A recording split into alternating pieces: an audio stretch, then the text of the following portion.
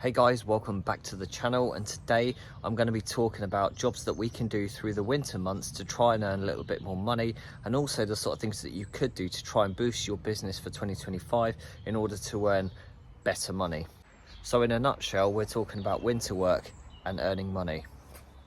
Number one on my list is detailing like leaves off lawns and working in flower beds and pruning and that sort of thing. Firstly, have a look at this bed I'm working on here. So we've got a load of forget-me-nots here. Now technically these are weeds and they do tend to pop up all over flower beds, but what the customers requested is leave these ones here because in the spring they will start to self-seed and spread a little bit into this corner, and what you're going to find is in the spring when the bed's looking a bit boring, you'll have a little bit of colour, so it actually looks quite nice. Another thing we can do is cut down hellebore leaves. Now I've done this one already and we'll just leave the bit in the middle for when the new plant starts to flower in the spring. Hydrangeas, there's one here and there's another one just here, but we won't be touching those just yet. We do those around sort of end of March, April time, and the reason that we leave the dead heads on this time of year is so that all the goodness goes back down into the plant, and again you stand a better chance of having a nice flower. When we do come to prune these later on or early in the spring, I will show you a little demonstration on how we do that. But for now, as I say, if you see hydrangeas like this with dead heads, again like this, I know the temptation is to cut them off, but don't, because as I say, all the goodness goes back down into these little pink buds here, which is where you're going to cut in the spring, and then you'll have lovely flower next year. Another job you can do is wisteria pruning. Again, this is a great one to do this time of year, and with wisteria pruning what I tend to do is I look back at the base like here and I go 1 bud, 2 bud, so we'll cut it somewhere along here. For the purpose of the video, I'll give you a little demonstration.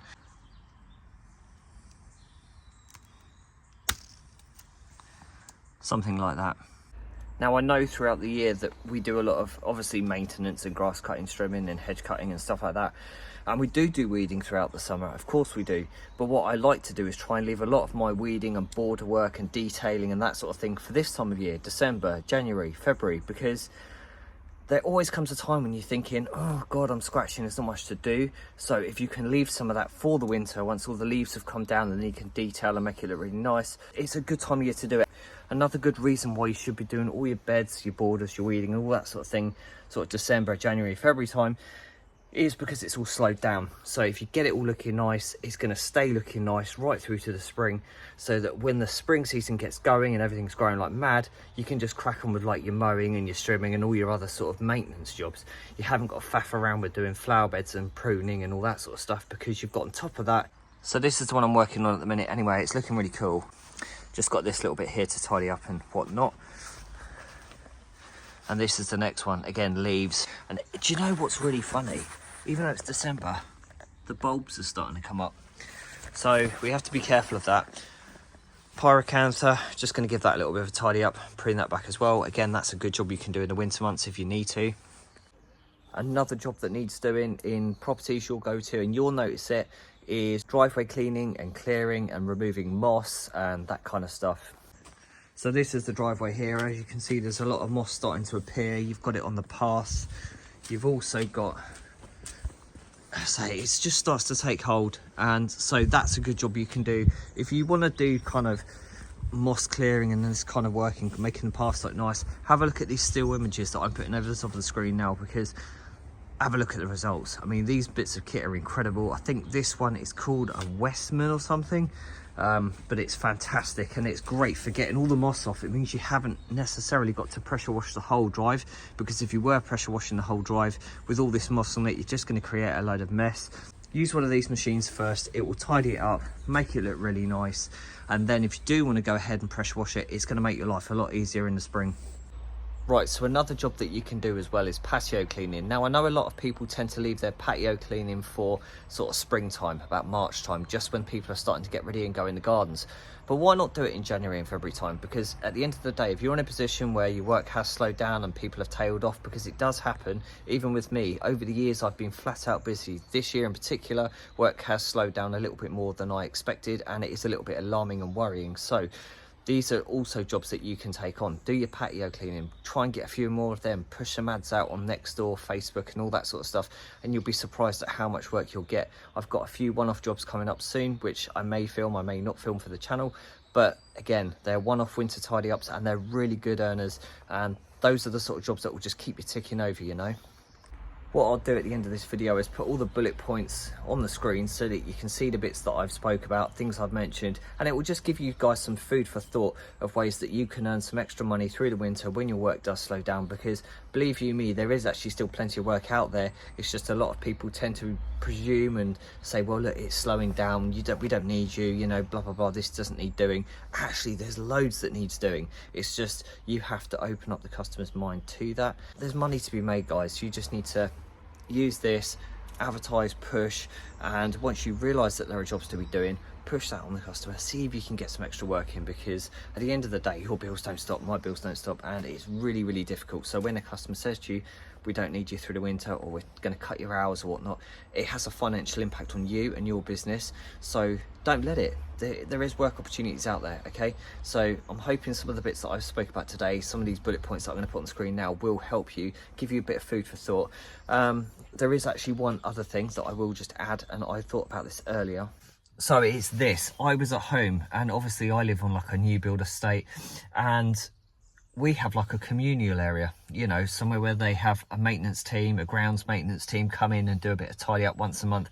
You know, we pay for the services and they come in and tidy it up. And I thought to myself today, I thought, it hasn't been done for 2 months, and I bet you damn well that company that they've had coming in obviously haven't been doing the work, but they'll still be putting their invoice in because they know that the landlords aren't checking.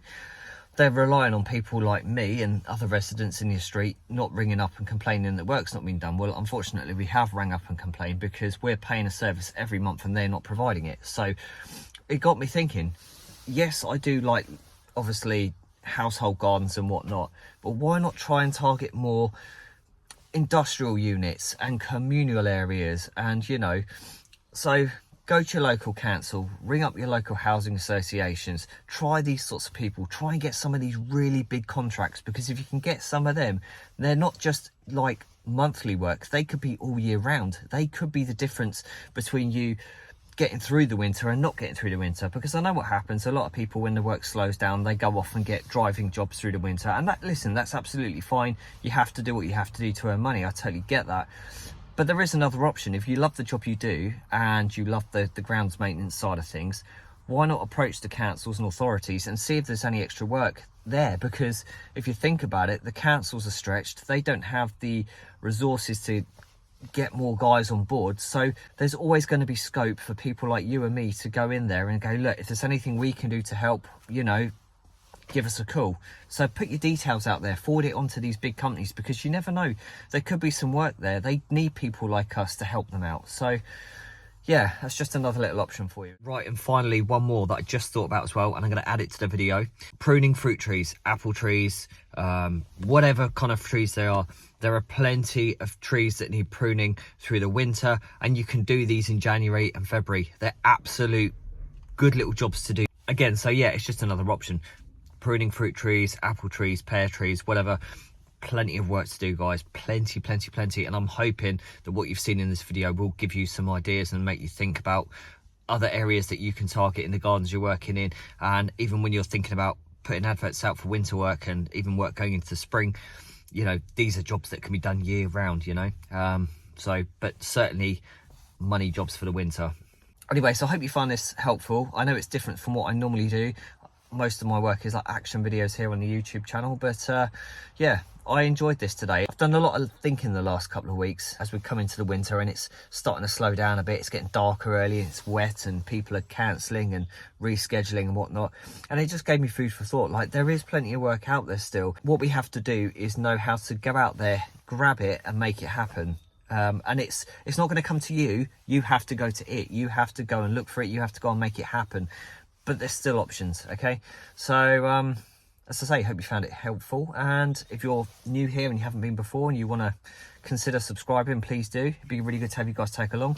We'll try and do a few more informative videos as well as just boring action videos, because I know not everyone wants to see me just cutting a hedge or cutting a lawn or weeding a flower bed, but if there's information that I can give you that is of more benefit to your business, or you know, if you're a new gardener starting out and you want some information on whatever it is, obviously subscribe to the channel, message me, get in the chat below and we'll talk. And then, as I say, I'll put all the links in the description of the video to all my social media platforms, Instagram, Facebook. You can private message me on there. My number's on there as well. You can WhatsApp me. I will always reply to everyone because I'm that kind of a person. I try my best. You know, I just think it's a bit rude if somebody will send you a message and you haven't made the time to reply. At least try and reply to everyone. So anyway, I'm gonna stop waffling. I've got to finish off the rest of this garden now. I'll do a few walk round after shots when I'm finished, but I say, hope you found this helpful. Anyway, take care guys. I'll see you guys on the next video. Thanks for watching.